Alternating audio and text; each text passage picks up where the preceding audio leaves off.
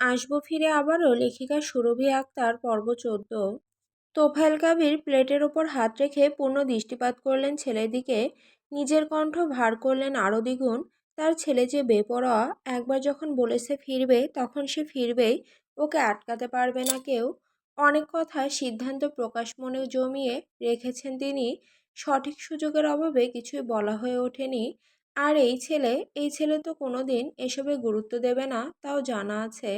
মুখের খাবারটুকু গলা দিয়ে কোনো রকমে নামিয়ে কাঠস্বরে বললেন তিনি, বিয়ের পর যাবে যাও, কোথায় যাবে যাও, বাধা দিয়ে লাভ নেই তোমায়।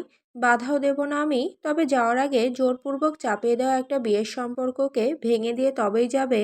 আদ্র আইনিভাবে ডিভোর্সের সব ব্যবস্থা করবে, কাগজপত্র আগামী দুদিনের মধ্যে তৈরি করবে। দুদিন পর বিয়ে, অতঃপর তোমার ভাই চলে যাবে দেশ ছেড়ে।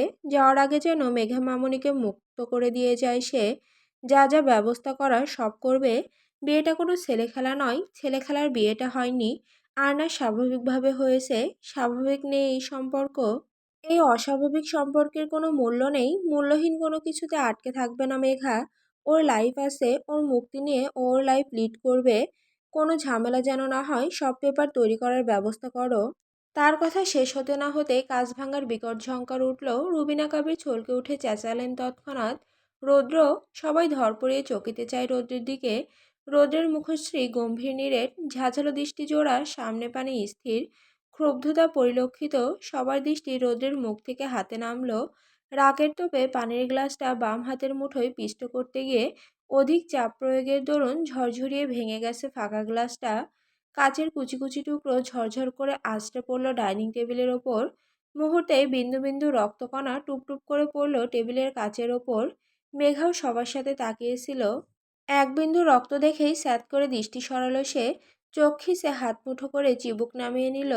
অস্ফুটে উচ্চারণ করলো ভয়ার্ত কণ্ঠে, ভাইয়া।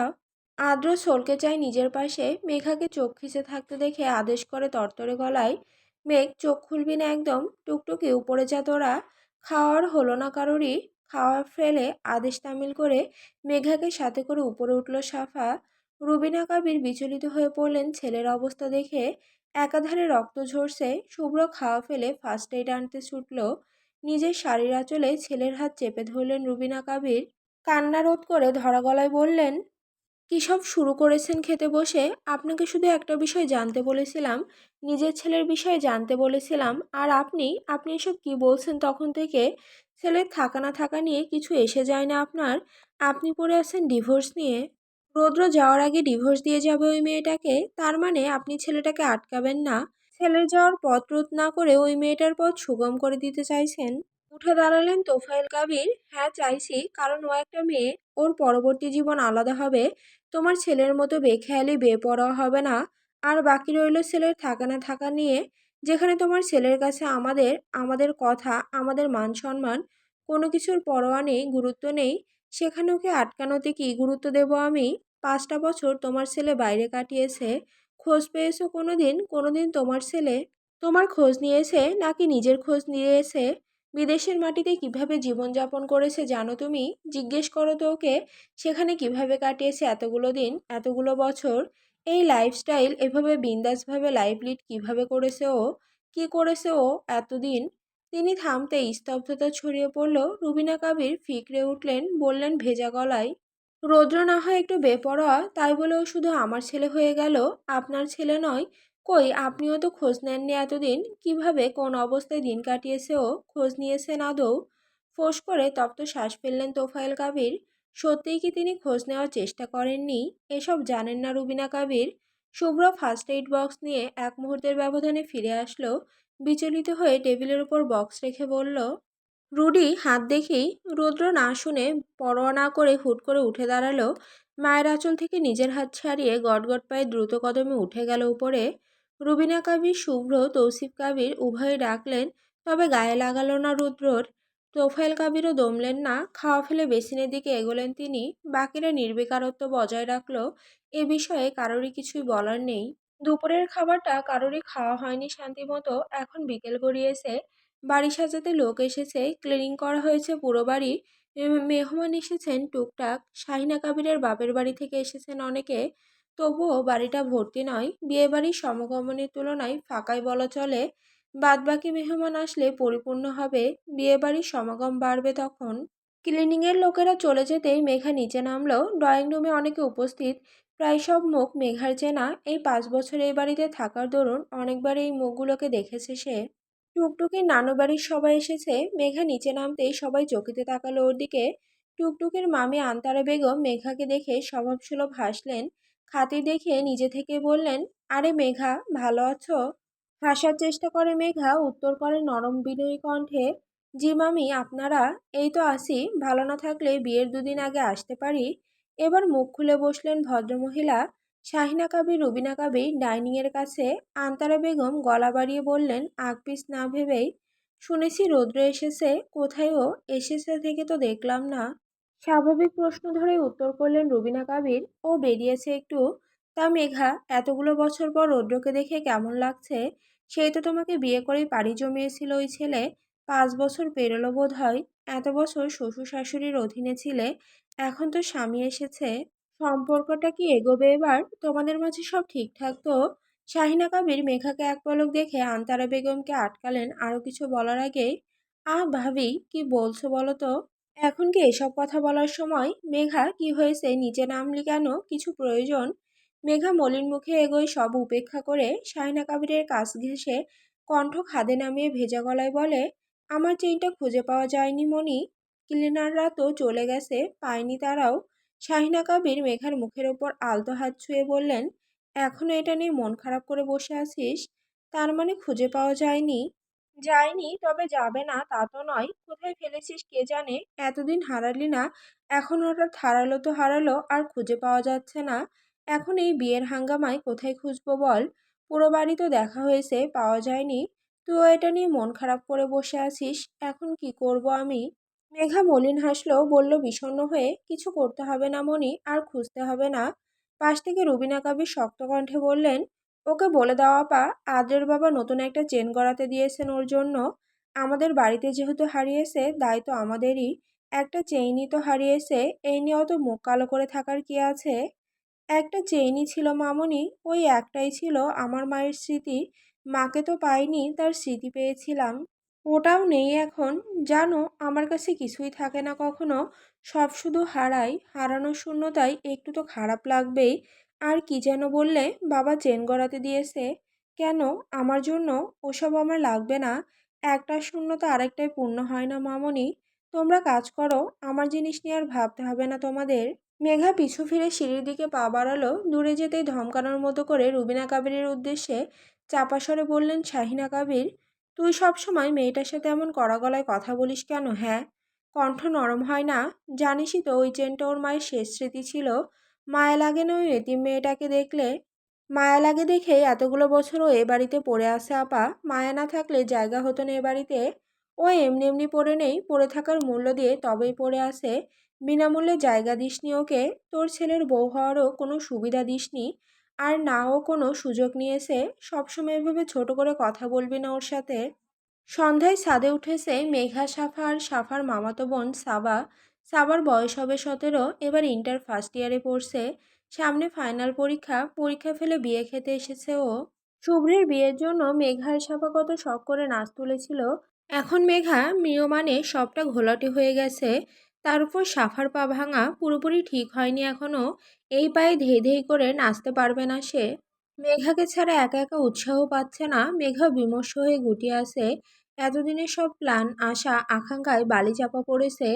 কাল হলুদের অনুষ্ঠান হবে জাঁকজমকতা। গার্ডেনে ভেন্যু সাজানো হচ্ছে, ডেকোরেশনের কাজ চলছে সেখানে। মেঘা রেলিংয়ের ধার ঘেঁষে দাঁড়িয়ে এক দৃষ্টিতে নিচে তাকিয়ে আছে। সাফা গান চালিয়ে আগে শিখে রাখা নাচগুলো মলিন চোখে দেখলো একটু। ইস, এই নাচগুলো কত কষ্টে আয়ত্ত করেছিল, এখন আর নাচতে পারবে না। ক্ষণে ক্ষণে গাল ফুলিয়ে নাক টানছে সাফা। মেঘা মনোযোগ দেয়নি ওদিকে। সাফা ফোন থেকে দৃষ্টি সরালো। মেঘাকে এমন বিষণ্ণ চিত্তে দেখেও শান্তি মিলছে না কিছুতেই। খসখস লাগছে সর্বদা। না পারছে আনন্দ করতে, আর না পারছে এই মেয়ের মনে আনন্দ জাগাতে। শেষমেশ ফোন ছেড়ে মেঘার দিকে এগোলো সে। ওকে পেছন থেকে আলতো করে স্নেহ বেষ্টন করে বলল, মেঘা, আমার না তোকে এভাবে দেখে একটু ভালো লাগছে না। হাসবি না তুই? কাল থেকে তোকে এমন উদাস দেখছি, আর ভালো লাগছে না। প্লিজ মেঘা, এবার একটু হাস। আমাদের সাথে বিয়েটা এনজয় কর। সেই কতদিন ধরে ভাইয়ার বিয়ের অপেক্ষায় আছি। এখন এই কারেন্ট মোমেন্টে এসে সব কিছুতে জল ঢেলে দিবি? আমি তো অর্ধেক জল ঢেলেছি, বাকিটা তুই উপর করে ঢেলে দিচ্ছিস। বিয়েটা কেমন মরা মরা লাগছে।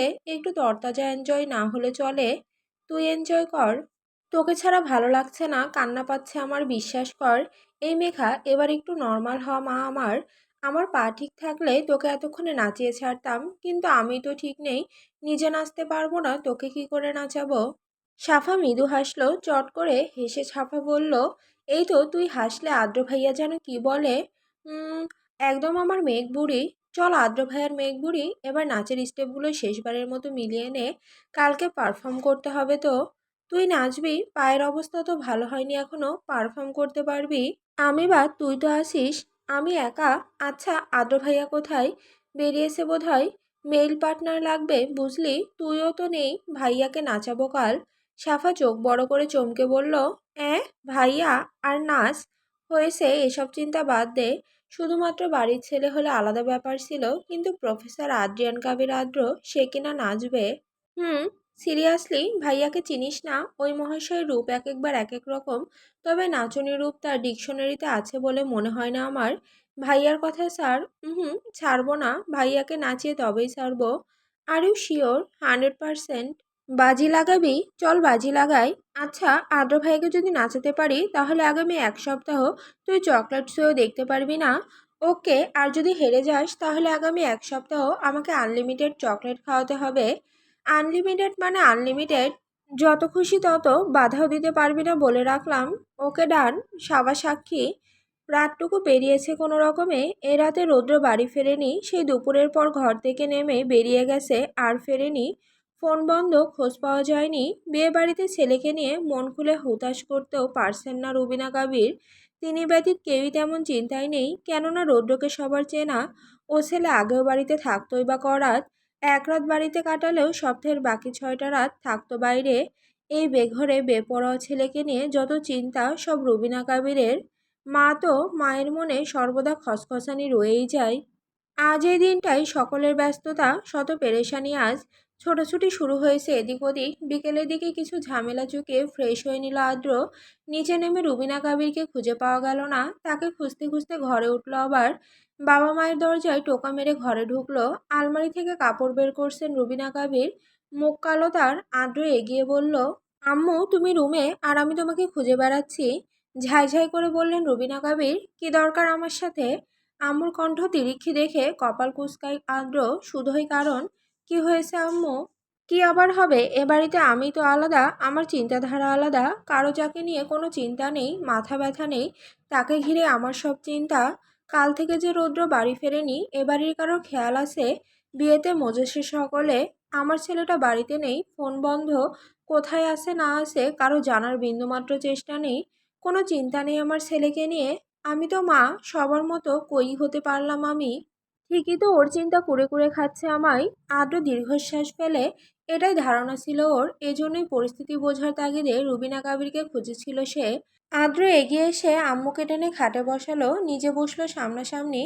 আম্মুর হাত দুটো ধরে বোঝানোর স্বরে বলল, তুমি রুডিকে চেনো না? ও কেমন জানো না? আজ নতুন দেখছো ওকে, নাকি নতুন করে আবিষ্কার করছো? রৌদ্র বদলেছে? কোথায় বদলেছে? বদলেছে তো, শুধু বদল দেখাচ্ছে না। ওই মেয়েটা যদি এই বাড়িতে না থাকতো, তাহলে এত সব কিছু হতো না। যা হচ্ছে সব ওর জন্যই হচ্ছে। ওর জন্য রৌদ্র থাকছে না এই বাড়িতে, আর ওর জন্য আবার ফিরে যাবে রৌদ্র। ও না থাকলে আর ফিরতো না, কিচ্ছু হতো না এসব। এখানে মেঘকে জড়াচ্ছ কেন? জড়াবো না তো কি, ওই মেয়েকেই মাথায় তুলে রেখেছিস সকলে, আর আমার ছেলেকে পায়ে ঠেলেছিস ওর জন্যই। ওকে দেখলেই রৌদ্র রেগে যায়। ওকে কিন্তু রুডি এনে ফেলেছিল, তাই বলে এখনো ওকে আটকে রাখবি তোরা? ওকে তাড়িয়ে দে না এই বাড়ি থেকে, যেতে দে ওকে। চলে তো যাবেই, তাহলে সময় নষ্ট করছিস কেন? পাঠিয়ে দে ওকে। আর তোর ভাইকে আটকা, কেউ গুরুত্ব দিচ্ছে না এই নিয়ে, শুনছে না আমার কথা। সময় আসেনি এখনো, আর সেও আসেনি ওকে নিতে। সময় আসলে সে এসে নিয়ে যাবে ওকে, তখন তোমার ছেলে কি করে তাই দেখব। আর একটা কথা বলি আম্মু, তোমার ছেলে বদলেছে ঠিকই, বদল দেখাচ্ছে না। এটাও ঠিক, ও যতক্ষণ না বদল দেখাচ্ছে, ততক্ষণ ওর বদল এবাড়ির কেউ নজরে নেবে না। তোমার ছেলেকে ধরা দিতে হবে আগে। ধরা পড়ে গেলে ওকে নিয়ে এভাবে চিন্তা করতে হবে না তোমায়। কি ভেবেছো তুমি? আমরা আমরা সবাই অন্ধ, কিছু বুঝি না? তোমার ছেলে আর আমি এক নাড়িতে যুক্ত ছিলাম। তোমার ছেলেকে আমি হাড়ে হাড়ে চিনি। একটা কথা মিলিয়ে নিও, তোমার ছেলে কোথাও যাবে না। আর দেখে নিও, সে যাবে না আর যেতেও দেবে না অন্য কাউকে। নিজের জিনিসের প্রতি আর একটু টান আসুক, সে নিজে আটকে যাবে আর আটকাবেও। তুমি বেকার বেকার চিন্তা করছো, ওকে নিয়ে চিন্তা বাদ দাও। সুতোয় টান পড়লে ও নিজেই চলে আসবে। কাল থেকে তো ফেরেনি, এখন বিকেল গড়িয়েছে। দেখো, হয়তো আসতে তোমার ছেলে। রুবিনা কাবির বেশি গভীরে বুঝলেন না। ঝাপসা চোখে পানি ঝরার আগে দু হাতের পিঠে চোখ মুছলেন। আদ্র কিছু একটা ভেবে ঠোঁট কামড়ে হাসলো। সন্ধ্যার আধার নেমে আসতে চারিদিকে ঘনীভূত হচ্ছে আশপাশ। আজ বাড়ি ভরপুর, বাকি সব অতিথিদের আগমন ঘটেছে আজ। বিয়ের আমেজে উন্মাতাল কাবির ম্যানশন গার্ডেনে হলুদের জন্য আয়োজন করা হয়েছে। হুড়োহুড়ি পড়েছে পুরো বাড়িতে, এক একজন এক এক দিকে ছুটছে। শুভ্র আদ্র ওরা অলরেডি রেডি হয়ে বেরিয়ে গেছে বাইরে। মেয়েদের তৈরি হওয়া হয়নি এখনো। হলুদের জন্য ড্রেস আপে আলাদা থিম ধার্য করা হয়েছিল। মেয়েদের কাঁচা সবুজ রঙের শাড়ি আর শুভ্রবাতির ছেলেদের একই রঙের পাঞ্জাবি। মোটামুটি সবাই তৈরি হওয়া শেষ। টুকটুকির জন্য মেঘা লেট হয়েছে নিচে নামতে। এদিকে ওর অপেক্ষায় থাকতে থাকতে মেঘার ফোনে কল আসলো। ফোন রিসিভ করে ব্যালকনিতে গিয়ে দাঁড়ালো সে। ওর কথা বলার মাঝেই টুকটুকি রেডি হওয়া ডান নিজেই হয়েছে, আর এক মুহূর্ত অপেক্ষা করেনি। ওই মেয়ে মেঘা যে বারান্দায় দাঁড়িয়ে ফোনে কথা বলছে এটা বেমালুম ভুলে গিয়ে ওকে ফেলে নিচে নামলো হুড়মুড়িয়ে। বাড়ির সবাই এখন গার্ডেনে। মেঘার ফোনে কথা শেষ হতে হতেই মিনিট 20 পেরিয়েছে। ঘরে গিয়ে দেখে টুকটুকি ওকে একা ফেলে নিচে চলে গেছে। ঘরে এদিক ওদিক চোখ বুলিয়ে দুদিকে মাথা নাড়ালো মেঘা। বেরোনোর আগে আয়নার সামনে দাঁড়ালো আবার। নিজেকে সম্পূর্ণ খুঁটিয়ে খুঁটিয়ে দেখে নিল। মেঘা উজ্জ্বল ফর্সা, টুকটুকে তার গায়ের রং, সাজগোজ করেনি সেভাবে, হালকা সেজেছে। কাঁচা সবুজ রঙের শাড়িটা মেয়েটার শুভ্র সমুজ্জ্বল শরীরে মাখনের ন্যায় মিশে গেছে। মাঝ বরাবর সিথি করে চুল খোলা, সিথিতে একখানা চিকন কুটু টিকলি ব্যতীত অন্য কোনো অলংকার নেই। পরনে গর্জিয়াসে বেমানান হলেও মেঘার হালকা সাজগোজে এটাই মানানসই। ঠোঁটে একটু গোলাপি ঠোঁট রঞ্জন, চোখে কাজল পরে না মেঘা, আজ একটু পরেছে চিকন করে। এই তার সাজগোজ। অমায়িক সুন্দর মেয়েটাকে এতেই শুভ্র লাগছে বড্ড।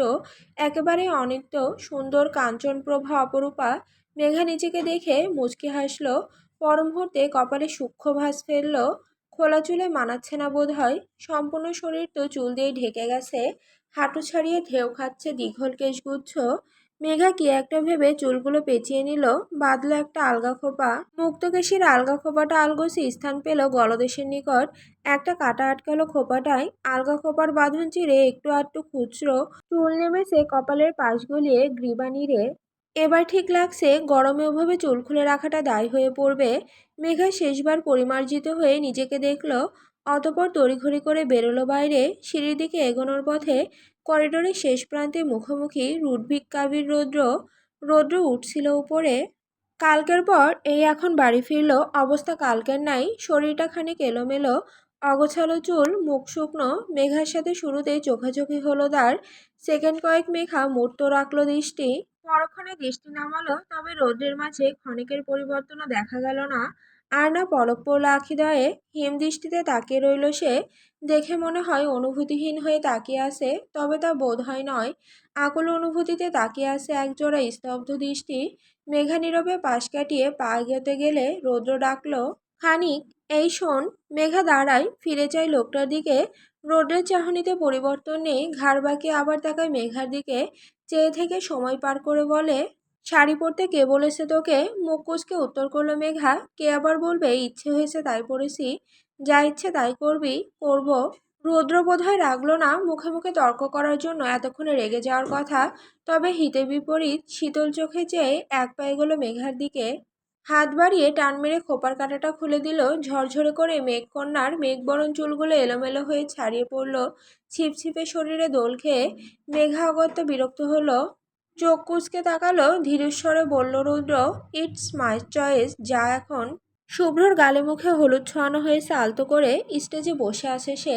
মেঘা সেই তখন থেকে আদ্রকে খুঁজছে। অবশেষে খুঁজে পাওয়া গেল তাকে। গেট পেরিয়ে কানে ফোন গুঁজে কথা বলতে বলতে ভেতরে আসছে আদ্র। মেঘা চিকচিক করে উঠল। একগাল হেসে শাড়ির কুচি সামলে তেড়ে গেল আদ্রের দিকে। মুখোমুখি দাঁড়াতে পা থামালো আদ্র। ফোনে কথা শেষ করে কান থেকে ফোন নামালো। মেঘাকে আগাগোড়া পরখ করে ভ্রু নাচিয়ে বোঝালো, কি হয়েছে? মেঘা আমতা আমতা করলো। একটা আবদার করব, রাখবে? কি? Will you be my dance partner please ভাইয়া, শুধু একটা বার। আদ্র বুঝে উঠে রাগ দেখিয়ে বলল, কিসের নাচানাচি? কোনো নাচ গান হবে না, যেমন চলছে তেমনই থাক। না ভাইয়া, তুমি বুঝতে পারছো না, নাচ গান না হলে বিয়েবাড়ির কোনো ফিলিংস আসে নাকি? কেমন তেজপাতা হয়ে আছে সব অ্যারেঞ্জমেন্ট। হোক যা এখান থেকে, এতগুলো মানুষের সামনে নাচবি তুই, তুমি সহ? আমি ওসবে নেই ভাইয়া, প্লিজ দেখো টুকটুকি আমার সাথে বাজি ধরেছে। তুমি আমার সাথে পারফর্ম করলে ও আগামী 1 সপ্তাহ চকলেট ছুঁয়েও দেখবে না। আর এমনিতেও মুড খারাপ দুদিন থেকে, একটু মুডে আসতে চাইছি, প্লিজ না করো না। মেঘার কথা শেষ হতেই সিরাতের আগমন, পেছন থেকে বলে উঠল সে, মেয়েটা কত করে বলছে শুনছিস না কেন? আশপাশ চেয়ে দেখ তো, এটা কোন দিক দিয়ে বিয়েবাড়ি মনে হচ্ছে? বিয়েবাড়িতে একটু নাচ গান না হলে চলে? কে আছে তোরা ছাড়া? আরেকটা তো পা মচকে বসে আছে, ও থাকলে মেঘা তোকে জোর করতো একটা পারফর্ম করে দেখা। আদ্র অবিশ্বাসে বলল সচকিতে, আপু তুমিও? সিরাত এগোয় মিটিমিটি হেসে বাড়ির সদরের দিকে চোখ ইশারা করে বলে, আমিও। ইশারা অনুযায়ী সামনে তাকাতেই রৌদ্রকে দেখলো আদ্র। বাড়ি থেকে সবে বেরিয়ে শেষে শটান হয়ে গার্ডেনের দিকে এগোচ্ছে। আদ্র এক পলক চেয়ে পরক্ষণে মৃদু হাসলো ওষ্ঠ পিষে। সিরাতের দিকে চাইতেই আবারও হাসলো। দুই ভাই বোন। আদ্র গলা খাকারি দিয়ে এক মুহূর্ত না ভেবে বলল সায় দিয়ে, চল মেঘ, নেচে দেখাই সবাইকে আর সাথে কাউকে। মেঘা হকচকিয়ে গেল। যে ছেলে এতক্ষণ খুঁটি গেড়েছিল, সে এখন এক কথায় রাজি হয়ে গেল। এমনকি মেঘার হাত টেনে স্টেজের দিকে এগোলো পর্যন্ত। মেঘা যেতে যেতে বলল সন্দিহান হয়ে, ভাইয়া তোমাকে কি ভূত ধরলো? হঠাৎ রাজি হয়ে গেলে যে? অন্যের মাথায় ভূত চাপাবো এবার, চল। পেছন থেকে চেঁচিয়ে বলল সিরাত, আমি গান চালিয়ে দিচ্ছি, তোরা যা। শুভ্রের ইশারায় স্টেজে উঠেছে রৌদ্র। হাসার চেষ্টা করে টুকটাক কথা বলল, এক্ষুনি বেরিয়ে যাবে আবার। বিয়েবাড়িতে অনেকের চোখ এখন রৌদ্রের দিকে, এক একজন এক এক দৃষ্টিতে তাকাচ্ছে। যদিও তারা মেহমান, কানাঘুষো করছে হয়তো। রৌদ্র এখানে থাকলে একটা বিপত্তি বাঁধিয়ে ফেলবে নিশ্চিত। 5 বছর আগে এইরকমই একটা বিয়ের অনুষ্ঠানে বিপত্তি বাঁধানোর জন্য তোফায়েল কাবির ছেলের গায়ে হাত তুলেছিলেন পুরো বিয়েবাড়ির সবার সামনে। রৌদ্র ভোলেনি, আর এখন সেরকম কিছু হোক সেটা চায় না ও। আর না সবার সামনে নিজেকে বাধ্য প্রমাণ করতে চাই। শুভ্রকে আটকানোর চেষ্টা করেও পারল না। কোনো দিকে না তাকিয়ে স্টেজ থেকে নেমে পকেট থেকে ফোন বের করে বাইরের দিকে এগোলো রৌদ্র। অমনি পথে বাধা হয়ে দাঁড়ালো সিরাত। অলরেডি সাউন্ড বক্সে গান চালিয়ে দিয়েছে। গান চালানোর সাথে সাথে সমস্বরে একটা চিৎকার ভেসে আসলো স্টেজের দিক থেকে। রৌদ্র পাত্তা না দিলেও সিরাতের মুখোমুখি হয়ে থমকালো। মেঘে হেসে বলল সিরাত, রৌদ্র কোথায় যাচ্ছিস আজ এই মুহূর্তে? গানের আওয়াজে বিরক্ত হলো রৌদ্র, খিটখিটে স্বরে বলল, বেরোচ্ছি আমি। আরে যাচ্ছিসটা কোথায়? আচ্ছা যা, পরে কথা বলছি। আদ্র আর মেঘার পারফর্ম শুরু হয়ে গেছে মেবি, আমি যাই ওদিকটায়। সিরাত এক মুহূর্ত সময় পার করলো না। রৌদ্রের কপাল গুটিয়ে আসলো আপনা আপনি। কান খাড়া করলেও বোঝার চেষ্টা করলো কথাটার অর্থ। গানের তালে সবার চেঁচামেচি শুনে পথ পাল্টে পা ঘুরিয়ে আবার স্টেজের দিকে এগোলো সে। সাউন্ড বক্সে ফুল সাউন্ডে গান বাজছে। अंदर कितनी गर्मी है, बाहर कितनी सर्दी है, तूने बेदर्द दे मेरी हालत कैसे कर दी है, दिल मेरा बसा ले अपना बना ले, यूं ना बड़ा मेरी उलझन, तू मेरा तू मेरा तू मेरा तू मेरा तू मेरा হিরো নাম্বার 1। স্টেজে দুজন নৃত্যরত। আদের জীবনে প্রথম পারফরমেন্স। জীবনে এর আগে নাচেনি কখনো। মেঘাও আচমকা এমন গানের সাথে তাল মেলাতে হিমশিম খাচ্ছে। সিরাত কি চালালো এটা! এক পর্যায়ে নিজেকে সামলে আদ্রকে টেনে নিয়েছে নিজের দিকে। গানের সাথে হাততালি পড়ছে ক্ষণে ক্ষণে। হাস্যোজ্জ্বল মুখে চেয়ে আছে সকলে। এতক্ষণে আমেজ জেগেছে। সাফা আর শুভ্র আদ্রকে দেখে চরম অবাক। সাথে বাড়ির বাকিরা সবাই। একমাত্র ক্ষুব্ধ রৌদ্র সকলের পেছনে দাঁড়িয়ে সে চেয়ে আছে অগ্নিদৃষ্টিতে। এতক্ষণে মুঠোফোনটা দফা রফা হয়ে গেছে হাতের মুঠোয়। নাচের স্টেপের সাথে নিজের ভাই আর মেঘার মুখে উপচে পড়া হাসির ভিড়ে তরতরিয়ে রাগ বাড়ল আরও। শক্ত থেকে শক্ততর হলো চোয়াল। বিড়বিড় করলো দন্ত পিষে, ইভারা I won't spare you idiot. ক্রোধে ওষ্ঠ দংশন করে নিজেকে এক মুহূর্ত সামলে নিলেও পরক্ষণে আর পারল না। স্টেপ মেলাতে গিয়ে এক পর্যায়ে আদ্র মেঘার হাত ধরতে আর সংযত রইল না বেপরোয়া রৌদ্র। চোয়াল খিচে সবাইকে উপেক্ষা করে দম্ভভরে পা চালিয়ে তেড়ে গেল স্টেজের দিকে। আদ্র মেঘাকে ঘুরিয়ে আবারও নিজের দখলে নেওয়ার আগেই মেঘাকে টেনে ধরল রৌদ্র। হ্যাঁচকা টানে এনে ফেলল আপন সন্নিকটে। মেঘা হুবড়ি খেয়ে রৌদ্রের বুকে এসে আছড়ে পড়ল। নিমিষেই ভরকালো সকলে আদ্র ঝাড়া মেরে একপাশে দাঁড়ালো। চমকানোর অভিব্যক্তি প্রকাশ করলো নিজের মাঝেও। বন্ধ হলো গান। সব থেমে স্তব্ধ হলো পুরো গার্ডেন। মেঘা ভয় গিলে মুখ তুলতেই রৌদ্র ক্রোধিত চাপা অনলে ধমকালো, ইউ ইডিয়েট, তেরা হিরো ইধার হে। প্রকম্পিত হয় মেঘা। রৌদ্রকে আকস্মিকভাবে দেখে ঝটকা খায়। স্যাঁত করে ওঠে বক্ষস্থল। অগ্নিমূর্তি ধারণ করেছে রৌদ্র। চল বীভৎস নিরেট। এক হাতে মেঘার বাম হাত পেছনে কোমরের সাথে মুচড়ে ধরে অন্য হাতে মেঘার কোমর আঁকড়ে ধরেছে রৌদ্র। মেয়েটাকে লেপ্টে মিশিয়ে ফেলেছে নিজের সাথে। আশপাশ অবলোকনের প্রয়োজন বোধ করলো না সে। সবার ড্যাব ড্যাবে চাহনি এখন দুজনের দিকে। তৌসিফ কাবির পরিস্থিতি বুঝে গলা ছেড়ে সরে গেলেন জায়গা ত্যাগ করে। তোফায়েল কাবির ভাগ্যে সেখানে নেই। রুবিনা কাবির অস্ফুটে বললেন আশপাশ তাকিয়ে, কি হচ্ছেটা কি রৌদ্র?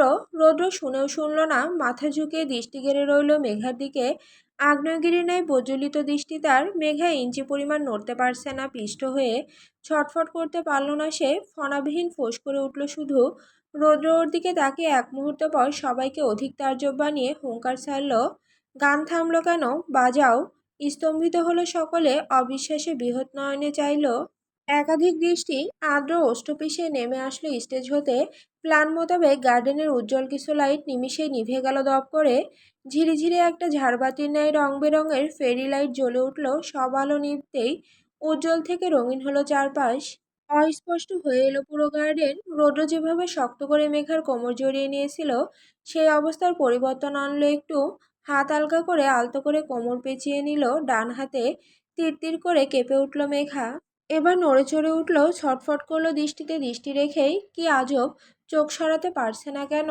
রোদের রাগের তোপে রক্তবর্ণ ধারণ করা মাদকীয় দৃষ্টি থেকে শত কসরতে চোখ সরিয়ে নিতে পারল না মেঘা। রৌদ্র এক হাতে ওর কোমর জড়িয়ে খানিকটা উঁচু করলো ওকে। শূন্যে ভাসিয়ে পর মুহূর্তে মেঘাকে দাঁড় করালো নিজের দু পায়ের পিঠের ওপর। এর মধ্যে ধীরধ্বনিতে বেজে উঠল নতুন একটা সুর, रात बंजर सी है काले खंजर सी है तेरे सीने कला मेरे अंदर भी है तू হাওয়া দে সে তু মেরা তন জ্বলে। গান বাজতেই পরিস্থিতি থমকে গেল আরো বেশি। মেঘা শিউরে উঠে পেছাতে চাইল, পারল না। রৌদ্র আবার ওকে টেনে নিয়ে খুব কাছাকাছি এনে বুকের সাথে মিশিয়ে দাঁড় করালো। তীব্র অধিকার বোধে আবারও কোমর জড়িয়ে নিল শক্ত করে। মেঘা এবার আর তাকে থাকতে পারল না। ছটফট হৃদয়ের আলোড়নে এক ঝটকায় নামিয়ে নিল দৃষ্টি যুগল। অমনি ওষ্ঠপুটে দাঁত বসিয়ে ফিসেল হাসল রৌদ্র। মেঘার নির্বিকারত্ব দেখে রৌদ্র নিজে ওর বাম হাতটা তুলে রাখলো নিজের কাঁধের নিকট। অতপর নিজের বাম হাতের ব্যান্ডেজ সমেত মেঘার ডান হাতের আঙুলের ভাঁজে নিজের আঙুল চেপে ধরল। গান চলছে কেঁপে কেঁপে মৃদু সাউন্ডে, জ্বালা দে রে সাং জ্বালা দে রে মোহে আং লাগা দে मैं तो तेरी जोगानी हूँ तू जोग লাগা দে রে। রৌদ্র মেঘা সমেত পা বাড়িয়ে মৃদুমন্দ মুভমেন্ট করতেই এবার আর স্থির থাকলো না মেঘা। ঢোক গিলল প্রথমে। জোরালো হৃদস্পন্দনের বিপরীতে শরীরের কম্পন রুখে নিল খুব কসরতে। দাঁত চেপে রাগ প্রকাশ করলো। রৌদ্রের কাঁধ খামছে, ছাড়ুন অসভ্য লোক, সবাই দেখছে। তন্মধ্যে টাটানো স্বরে ধমকালো রৌদ্র, দেখুক এতক্ষণ ধরে পরপুরুষের সাথে কোমর দুলিয়ে নাচছিলি, তাতেও দেখছিল সবাই। ফের বেয়াদবির জন্য তোর গাল বরাবর এখনো অবধি থাপড় বসায়নি, এটা তোর গুড লাক। কথাটুকু শেষ করেই ঠোঁট চওড়া করলো সে। আচানক চটপটে পদক্ষেপে মিউজিকের সাথে তাল মিলিয়ে মেঘাকে ঘুরিয়ে স্পিন করে নিজের থেকে ছাড়িয়ে দূরত্ব বাড়ালো। মেঘা মাথা চড়কে হকচকিয়ে যাওয়া মাত্রই আবারও এক ঝটকায় কবজিতে টান মেরে ওকে এনে ফেললো নিজের বুকের মাঝে। ফের আগের ন্যায় কোমর জড়িয়ে মৃদুমন্দ মিউজিকে তাল মেলাতে লাগলো নিজে থেকেই। মেঘা আহাম্মক তাজ্জব। এতগুলো লোকের ভিড়ে রোদের সাথে এভাবে নিজেকে আবিষ্কার করতেই বক্ষস্থল কেঁপে উঠল। নমনীয় হৃদযন্ত্রে শুরু হলো তোলপাড়। সবাই খুব মনোযোগে দেখছে ওদের সুশৃঙ্খল যুগল নৃত্য। বাতাস বইছে একটু আধটু। মেঘার হাঁটু ছড়ানো চুলগুলো উড়ছে অবাধ্যভাবে। রৌদ্রের গরম শ্বাস নিজের উপর অনুভব করছে সে। শক্তি ক্ষয়ে আসছে আপনা আপনি। কণ্ঠনালীতে কথা ফুটছে না। শাড়ির ভাঁজে গড়বড় অনুভব করতেই সম্বিতে ফিরল মেঘা। কুচি নেমে গেছে নিচের দিকে, পায়ের সাথে জড়িয়ে যাচ্ছে। হকচকিতে উচ্চারণ করলো মেয়েটা, আমার আমার শাড়িতে প্রবলেম হচ্ছে, ছাড়ুন প্লিজ। হোক প্রবলেম, এতক্ষণ প্রবলেম হয়নি, এখন আমার দ্বারে এসেই প্রবলেম শুরু হয়ে গেল। রৌদ্রের জিম্মি স্বরে মিনমিন করলো মেঘা, সত্যি বলছি খুব কুচি খুলে যাচ্ছে, অকওয়ার্ড সিচুয়েশনে পড়ে যাব, এক্ষুনি ঠিক করতে হবে। রৌদ্র নির্বিকার মেঘাকে রাউন্ড করে ঘুরিয়ে পেছনের দিকে ঝুঁকিয়ে দিল সে। পরক্ষণে আবার আগলে নিল। চোখ জোড়া এখনো জ্বলন্ত। মেঘা বেশি সমস্যা অনুভব করে এবার আকুতি স্বরে বিড়বিড় করলো, রৌদ্র প্লিজ, কুচি এলোমেলো হয়ে গেছে আমার, শাড়ি খুলে যাবে, সবাই দেখছে। আই ফিল আনকমফোর্টেবল, প্লিজ ছেড়ে দিন। আমি রুমে যাব। তৎক্ষণাৎ থমকায় রৌদ্র, থমকায় বেপরোয়া হৃদস্পন্দন, জ্বলন্ত দৃষ্টি যুগল। মেঘার মিনতি ভরা দৃষ্টি জোড়ার দিকে তাকায় অদ্ভুতভাবে, শুধুই আচমকায়। কি বললি? আমি রুমে যাব, ছেড়ে দিন প্লিজ। তার আগে কি বললি? কুচি এলোমেলো হয়ে গেছে। ইডিয়েট, থাপ্পড় খাবি? আমাকে কি বলে ডাকলি? মিনমিন করে মেঘা। রৌদ্র, আবার বল। রৌদ্র। রৌদ্র চোখ বুজে নাই, ঝুঁকে এসে বলে ঢোক গিলে, এবার বল রৌদ্র প্লিজ, আমাকে এখান থেকে নিয়ে চলুন। মেঘা এবার বিরক্ত হলো। এতক্ষণ সবাই সম্মুখে স্বাভাবিক থাকার চেষ্টা করলেও আর পারল না। দাঁত খিঁচুনি দিয়ে রৌদ্রকে দুহাতে ঠেলার কসরত করলো। সহসা হিসিয়ে বলল রৌদ্র, বিলিভ মি, এভাবে একবার বলে দেখ, আই প্রমিস এক মুহূর্ত অপেক্ষা করব না, তোকে আমি নিজেই নিয়ে যাব এখান থেকে। বরফের ন্যায় ঠান্ডার ধারালতার স্বর, বিপরীতে তরতরে স্বরে গর্জালো মেঘা। রাইনমুখ, ছাড়ো নামায়, অনেকক্ষণ ধরে সহ্য করছি। অসভ্যতাম শুরু করেছেন সবার সামনে। তামাশা বন্ধ করুন, দূরে সরুন আমার থেকে। রৌদ্র চিবিয়ে বলল প্রত্যুত্তরে, ইডিয়েট, অসভ্যতা আমি করছি, আর তুই পরপুরুষের সাথে নেচে বেরিয়ে সভ্যতা দেখাচ্ছিস আমায়। ঘরে চলে এবার, কত নাচতে পারিস আমিও দেখবো আজ। Let's go Sunny. মেঘাকে ছাড়লো জড়ানো থেকে, চেপে ধরলো বাম হাতের কবজি। হিড়হিড়িয়ে টানতে গেলে পায়ে কুচি জড়িয়ে সম্পূর্ণ কুচিটাই খুলে এলো।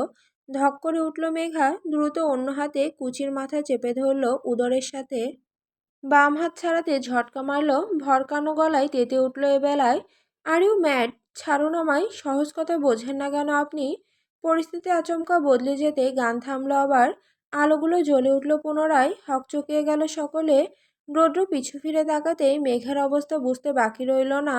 শাড়ি পুরো এলোমেলো এতক্ষণে, পাতলা আঁচল ভেদে ফর্সা উদর আধো লক্ষণীয়। এতগুলো লোকের সামনে মেঘার এই এলোমেলো দশা দেখে কিরমির করে রৌদ্র। পিছিয়ে হুট করে মেঘাকে পাজগোলা করে তুলে নিল সে। কুচি চেপে ধরে ভ্যাবাচাকা খায় মেঘা। আপনা আপনি অপর হাত উঠে যায় রৌদ্রের কাজ জড়িয়ে। নড়ে চড়ে আশপাশ আর চোখে নজরে নিয়ে বলে, লিমিট ক্রস করে ফেলছেন, এবার নামিয়ে দিন আমায়। শাট আপ ইডিয়েট, আর একটা কথা বললে ঠোঁট সেলাই করে দেবো তোর। পা বাড়াতেই ছটফট করে হাত পা ছোড়াছুড়ি করে চেঁচালো মেঘা, ভাইয়া, এই রাইনমুখটাকে আটকাও। উপস্থিত সকলে হতভম্ব হয়েছে। দেখা ব্যতীত জোর গলায় কিছুই বলার নেই কারো। ঠোঁট চেপে হাসতে কিছু মুখ, নতুবা কানাকানি করছে ফাঁসফুস করে। রৌদ্র গটগট পা বাড়িয়ে এগোলো বাড়ির দিকে। বাধা প্রদান করলো না কেউ। রুবিনা কাবির হতবাক অবস্থায় ছেলের পিছনে অগ্রসর হতে গেলে সিরাত পত্রোধ করে দাঁড়ালো, আম্মু তুমি কোথায় যাচ্ছ? রৌদ্র, ওই মেয়েটাকে ওভাবে নিয়ে যাচ্ছে কেন? আবার ওকে মারবে? মারুক, ও নিজে মারবে আর নিজেই মলম লাগাবে। সবে তো শুরু তোমার ছেলে তরপানো, তোমাকে ভাবতে হবে না এসব নিয়ে, তুমি আমার সাথে এসো। বাড়ির ভেতরটা এই মুহূর্তে ফাঁকা। রৌদ্রমেঘাকে নিয়ে সোজা সিঁড়ি ডিঙিয়ে উপরে উঠল। নিজ ঘরের দরজা পা দিয়ে লাথি মেরে খুলল ঠাস করে। মেঘা ছোড়াছুড়ি করেছে এতক্ষণে, তবে লাভ হয়নি। রৌদ্র ঘরে ঢুকেই ঠাস করে ওকে ছুঁড়ে ফেলল বিছানার উপর।